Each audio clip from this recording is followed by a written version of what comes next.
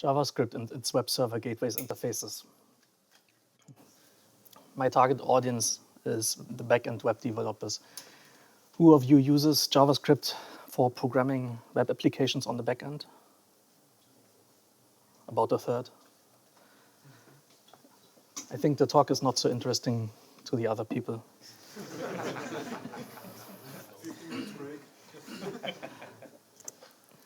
Okay, so what's this all about? What this is for this programming language is JSGI for JavaScript. Okay. And these are interface specifications, you know? So it says gateway interface, and you see the GI in these abbreviations. It's for gateway interface. And this specification is sometimes accompanied by a piece of software, a reference implementation. So what we have here, the gateway interface for JavaScript has also a standard reference implementation called Jack. So that doesn't make much sense if you do not know the other technologies. So I've also prepared a longer explanation in detail. To understand what JSGI is about, it is best to look what problems it solves.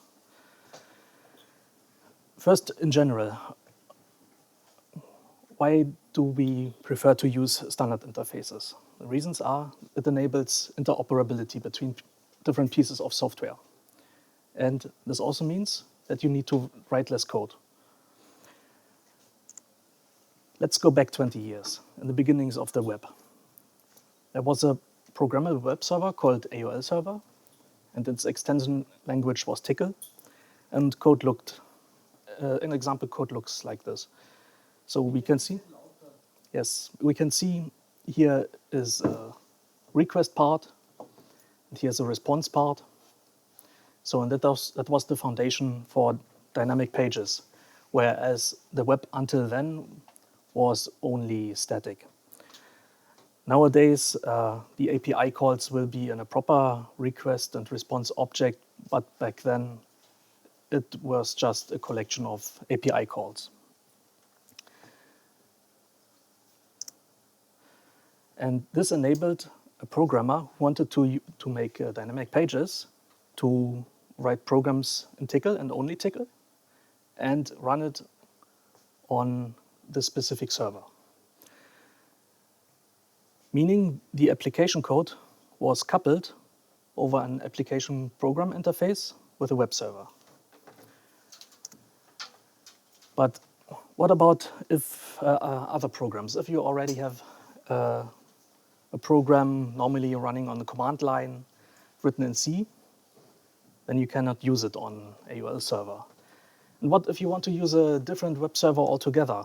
95% of the web servers at that time were NCSA HTTPD. So, meaning you have to first rewrite your C program to conform to the API of this web server. And if you do not have the source code anymore, then it's not possible anyway. And you see there's a fragmented choice and a restriction. For example, if you can't program in Tickle, then AOL server is not an option for you anyway. And the solution, like many problems in computer science, can be solved with a layer of indirection. By introducing another layer here, a gateway, we can have applications in several programming languages passing through a single standardized gateway and then be served on different web servers. So the generalized concept is any language, web gateway, web server, right? What I have described here was the inception of the Common Gateway Interface, CGI, and the rest, as they say, is history. CGI was improved several times to deal with its inherent performance problems. but this does not concern us now. Let's jump a few years forward. By now, web programmers were using web frameworks and also adopted language-specific web servers, meaning if you have a Python program, a web application, you also prefer to deploy it on a web server written in Python. Meaning, let's look at the traditional way, a web server written in C, and if it doesn't have the features you need, and it does not have a Python interface, then it is very difficult to extend to your specific needs. But if the web server itself is written in Python, then it becomes much more amenable for a Python programmer to extend it. And this piece does not necessarily have to go into the application, but into the web server. Also, these single-purpose web servers are not overloaded with features, and if the traffic is passed anyway to a load balancer or web cache in front of the actual web server, it does serve no purpose loading a much more featureful web server which has a larger memory footprint. Now, if you have a web application written in Python and a server written in Python, there is no need to serialize the data in between. Both share the same memory space, so you just pass a data structure to the web server. Remember that CGI and also to a certain extent fast CGI and SCGI are very costly just because of the serialization. But in a situation like that, the serialization can be avoided.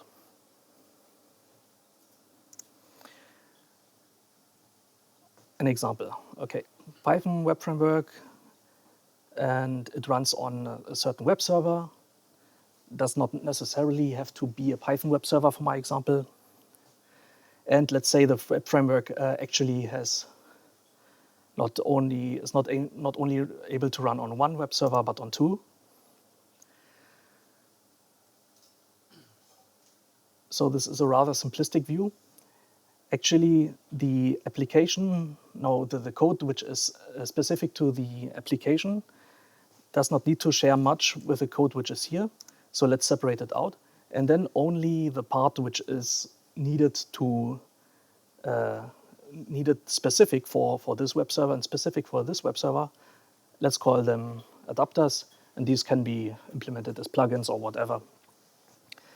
And again, if we have a different web framework, then it also comes with its own adapters.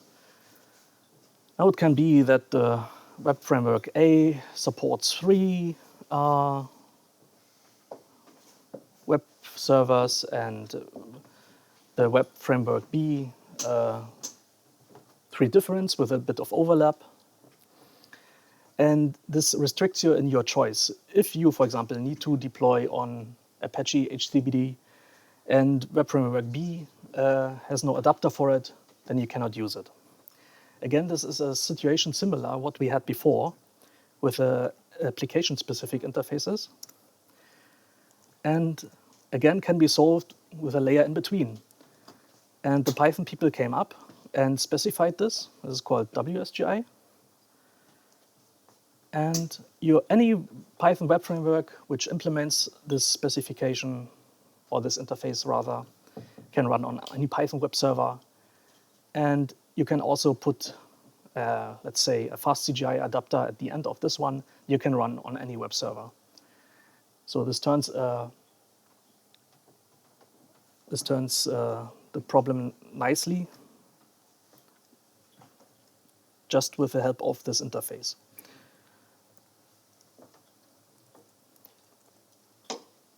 If you have done web programming with popular web frameworks in JavaScript, then you should also be familiar with middlewares. These are pieces of code to share and reuse common functionality, for example, authentication, authorization, header mutation, content mangling, and so on. All these do not need to be part of the application itself, but can rather go in the middle. And since the middleware exposes the same interface as the gateway interface, these stack neatly. You know, like the input is always chained to the output, so it goes through layers for the response up to the web framework. The web framework generates the request time, of course. Request. The web framework generates the response, and it will also be passed through the interface into the web server. This is particularly interesting if your web server is very bare bones and doesn't even have, for example, a page which generates a listing of files in HTML for a directory. And this one can be implemented as a middleware, so it is useful altogether. And since this goes through a standardized interface, you can also use several web frameworks to program different parts of your application altogether, and then deploy them all together through one interface, through one gateway. If I want to write and deploy a web application written in Perl today, I have lots of choices in web frameworks, lots of functionality. I do not need to reinvent the wheel, can deploy on many web servers. And the introduction of PSGI into the Perl web programming ecosystem was a huge boon. So in summary, we can, if the programming language matches, we can avoid the serialization. We can share middlewares and do not need to program that much code. We can deploy on many web frameworks and many web servers. And we can compose different application parts which may be written in different web frameworks. So these are the problems which JSGI solves. How did this come to be in the JavaScript community? 2009, a couple of implementers got together and decided, in order to make JavaScript viable as a server-side programming language, certain standard functionality or standard libraries should be implemented, in order to not fragment the ecosystem, they agreed on certain APIs. One subcommittee of this developed the JSGI application, and there's a stable one and an unstable draft, and we also have a reference implementation called Jack. And let's have a look at the adoption. For the Reno JavaScript engine, one framework, SpiderMonkey, one. Node, of course, since most web programmers who use JavaScript are on the Node ecosystem, has a few. But otherwise, it's an altogether sad state of affairs.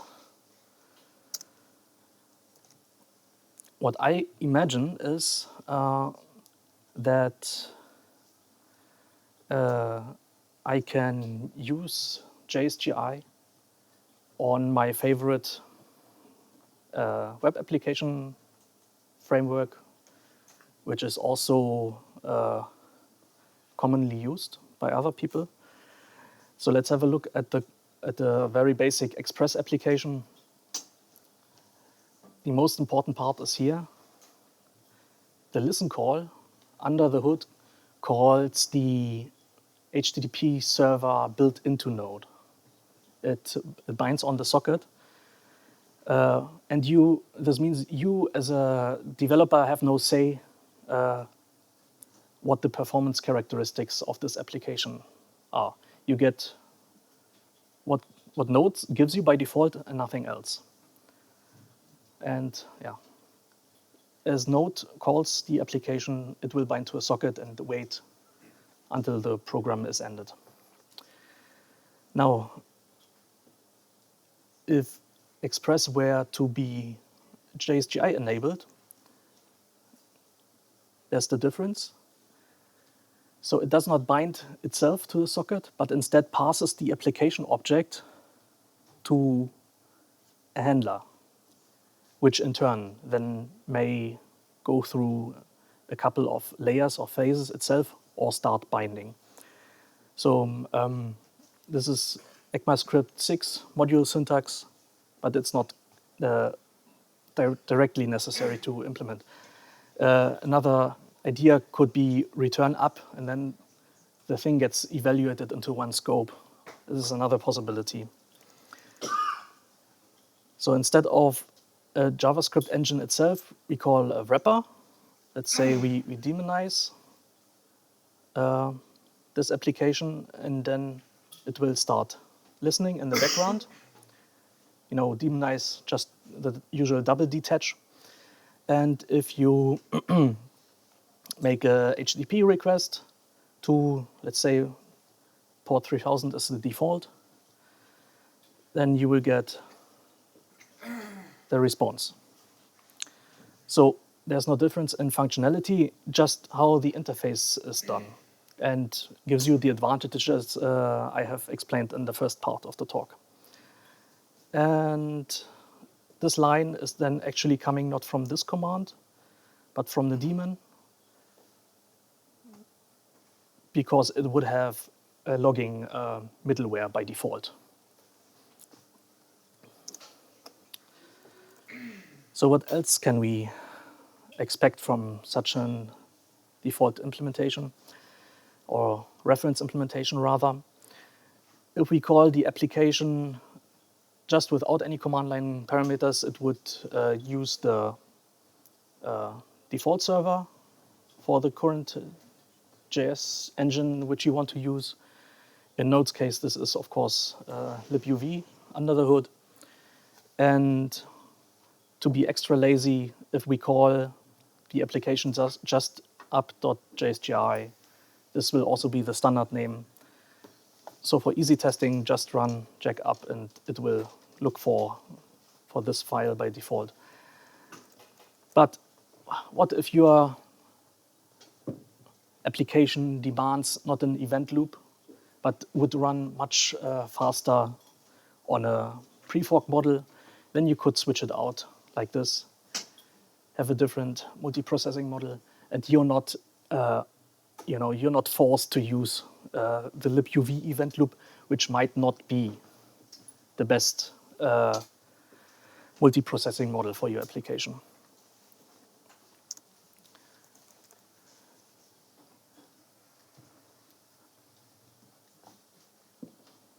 Yeah, different servers or adapters in this case. These would allow you to deploy your application on a different web server, which implements any of these interfaces. And so you get an even greater extent of choice where to deploy. This, of course, decouples your JavaScript application from the server in a way that serialization is needed. But the choice, the increase in choice might be worth it. And we could also hook with a C API directly into popular web servers, mainly as a speed advantage. Note that many programming languages have their own built-in their own module for Apache HTTPD. So there's mod Perl, there's Fusion Passenger for Ruby, there is mod Lua for, and so on. But it's still missing JavaScript module. So using the C API would in fact achieve that goal. I've talked about middlewares before. There is already a collection of middlewares which are much more highly compatible than you would expect. All of these serve or conform to the API exposed by the HTTP server. Okay. And by design, these are also compatible with Express, but not with Core, because Core uses deferred operations. And using JSGI would make all these middlewares, which are currently a bit fragmented, universal. For example, here's a nice middleware for Express called Express Debug. And imagine by applying this middleware to your application when deploying, you get this nice debugging panel, no matter what web framework you use. So personally, I want to see, to make this ecosystem stronger, adoption from at least these popular web frameworks.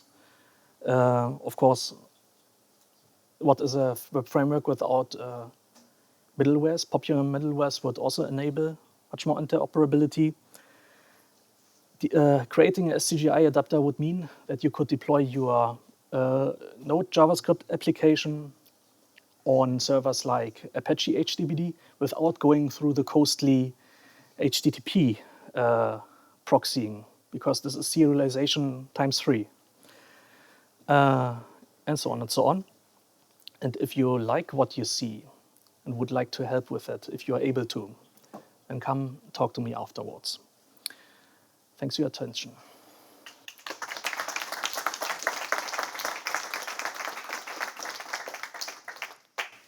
Questions?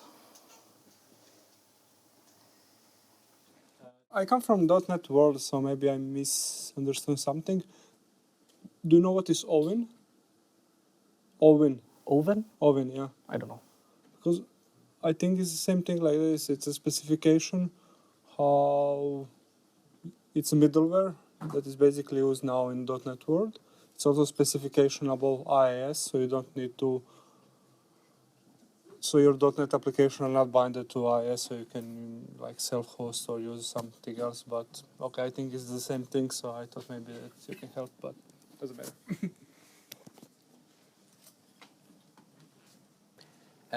Maybe I don't understand something, but the thing is, if I understand correctly, the processing model of Python and in Perl, if you have a module, for example, for Apache, right? When you would actually link the CGI interface against the Apache, you would actually be running in the same thread model as Apache, right? Because this is what's actually going to happen. And I don't understand how this can happen with JavaScript and Node in particular, because basically it's not bounded to threads in the first place, right? So the thing is, the problem right now is it's solved indeed by you proxy the thing. But JavaScript 1, it's not for high throughput applications. I wouldn't use it for high throughput. And the other one is, I don't understand how you can actually reconcile these two models. One of them which is not supporting threads in the first place, right? And the other one which does. Because, for example, let me backtrack a bit. You mentioned Rhino. We're using actually Rhino in one application, but we already have the full stack which comes from Java, like all the servlets and everything else, and all the threads as well, also Spring Security and so on and so forth. So when I'm running Rhino now as a JavaScript submodule inside my application, I'm already having the full stack in there, and I'm running with some constraints now that I am in the Java environment. I can't just randomly call whatever stuff in there. Are you with me? I don't know if I'm making myself clear. The problem is the threading model that I see. This is the big issue in JavaScript, which I don't see how you can possibly make it to the CGI. Am I clear, or I don't know? Yeah, it depends on the JavaScript implementation itself. For example, Node is quite mutable because it exposes a C++ interface, so you can switch it out wholesale if you want to. It's possible in theory. I do not know enough C or C++ to realize whether this is also possible in practice, but it should be, because I've seen on npm.js that there are, for example, pthread models which undermine the libuv event loop. Okay. I still don't understand how that would work, because in the JavaScript world, we still have this global system. That's details. Okay. Okay, thanks again.